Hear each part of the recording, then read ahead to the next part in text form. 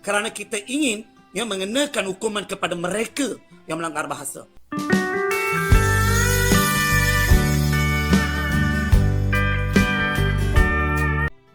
Assalamualaikum warahmatullahi wabarakatuh. Halo teman-teman, jumpa lagi di channel ini. Dan gimana nih kabarnya? Oke, buat teman-teman yang nonton video ini, saya harapkan mudah-mudahan teman-teman masih dalam kondisi sehat walafiat dan selalu berbahagia. Oke, di kesempatan kali ini saya akan mereaksi sebuah video dari Malaysia dengan judulnya "Tak fasih berbahasa Melayu di Malaysia, tak layak menjadi warga negara Malaysia". Aduh, kira-kira seperti apa videonya? Sebelum kita berkomentar, kita akan lihat dulu.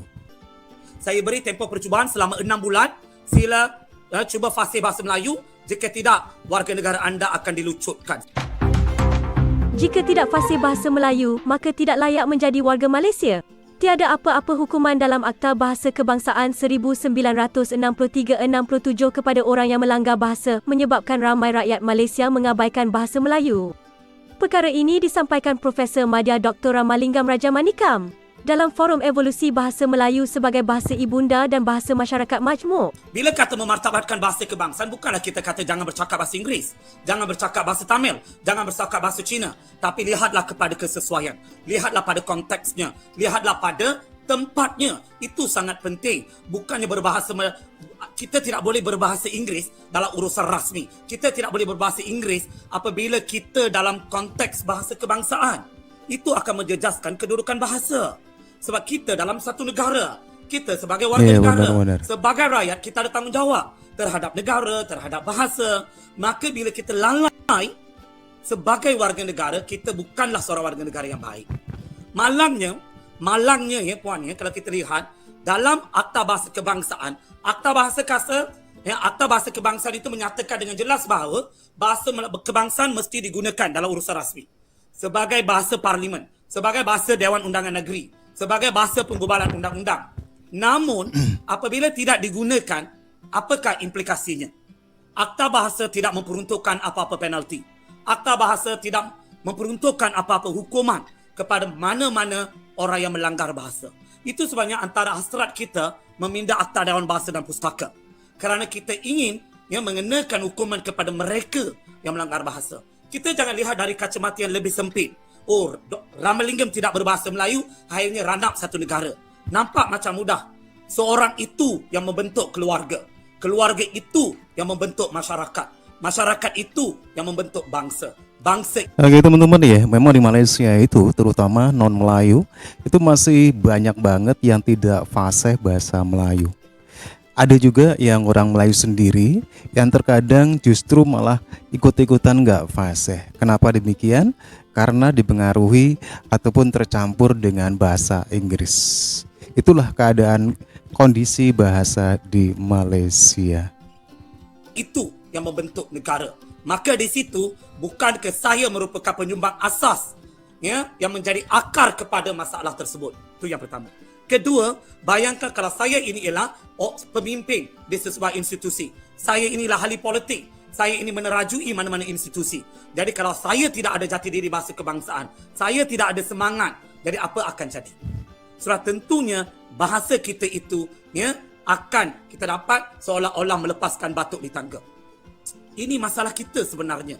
Jadi dari segi hukuman, bagi saya kalau orang itu tidak boleh berbahasa Melayu dengan baik, puan, kalau saya ada kuasa, ada hukuman. saya kata anda tidak mampu berbahasa Melayu, sebenarnya anda tidak layak menjadi warga negara. Percubaan selama 6 bulan, sila cuba fasih bahasa Melayu. Jika tidak, warga negara anda akan dilucutkan sebenarnya. Mudah.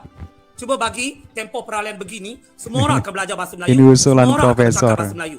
Kalau orang warga negara asing di Malaysia, Bangladesh lah, orang dari negara India lah, Vietnam lah, orang tersebut di Malaysia sebulan dah boleh bercakap bahasa Melayu. Kita dah berapa tahun di Malaysia? Sampai kita nak meninggal dunia pun kita tak boleh nak berbahasa Melayu. Ini cukup memalukan kita. Tempat jatuh lagi dikenang, ini kan pula tempat bermain. Takkan kita tidak boleh berbahasa Melayu di bumi Malaysia yang penuhnya semua warga negara bagi kita. Dalam konteks tersebut, kalau nak kata bahasa Melayu itu susah, bahasa Melayu tidak akan menjadi lingua franca dari aspek sejarahnya. Bahasa Melayu tidak mampu dituturkan oleh warga negara asing apabila mereka berada di sini. Tapi realiti menunjukkan bahawa semua orang mampu berbahasa Melayu. Kita pula kata susahlah bahasa Melayu, tak bolehlah bahasa Melayu. Bukan bahasa Melayu susah. Di mana ada kemauan, di situ ada jalannya. Hendak 1000 daya, tanda 1000 dalih. Ya, itu je masalah kita. Semua orang tak nak. Mereka beranggapan bercakap bahasa Inggeris itu menjadikan mereka itu lebih pandai. Campur Pandai ya. atau tidak pandai diri itu diukur melalui ilmu. Ya, budi pekerti benar-benar. dan adab Setuju, Bro. kita. Bahasa Setuju, Bro. akan melambangkan identiti. Bagi saya, orang yang sanjung bahasa Inggeris sehingga meminggirkan bahasa kebangsaan, betapa tinggi pun darjat anda tetap memalukan negara sebenarnya. Iya, benar-benar. Tetapi jika anda memartabatkan bahasa Melayu, pada masa yang sama anda memperkasakan bahasa Inggeris, sebenarnya anda ialah warga negara yang baik, orang yang mencintai bahasa sebenarnya. Orang yang cinta akan bahasa, dia tidak akan menafikan hak mana-mana bahasa. Orang yang sayang akan bahasa Inggeris, dia tidak akan nafikan hak bahasa kebangsaan sebenarnya. Orang yang sengaja yang menyatakan bahasa Inggeris itu lebih baik, bahasa Inggeris lebih utama, realitinya kita di bumi Malaysia. Bahasa Melayu pernah menjadi bahasa ekonomi, masih menjadi bahasa ekonomi dan memang akan jadi bahasa ekonomi. Tapi apakah sumbangan anda sebagai rakyat Malaysia? Jangan menuding jari kepada bahasa.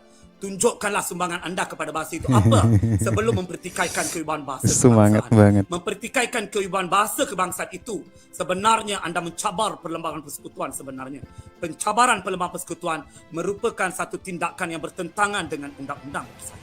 Oke teman-teman ya, demikian ya satu pendapat dari Profesor Malaysia berkenaan dengan permasalahan bahasa di Malaysia. Dari keseluruhan masyarakat di Malaysia, ternyata masih banyak masyarakatnya yang tidak fasih berbahasa Melayu ataupun bahasa kebangsaan, bahasa nasional Malaysia. Hal ini karena bagaimana penguasaan bahasa Melayu yang sangat rendah, apalagi dengan mencampur adukan dengan bahasa Inggris.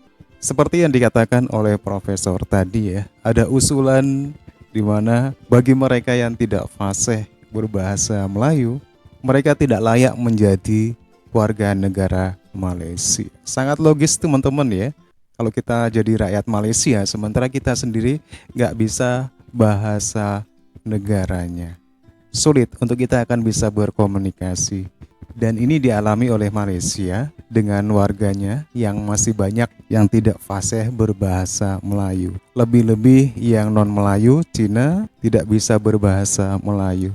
Oke teman-teman ya, demikian satu pembahasan permasalahan bagaimana masyarakat Malaysia yang masih banyak tidak fasih berbahasa Melayu ataupun bahasa negara. Silakan teman-teman bisa berkomentar dan jangan lupa like and subscribe.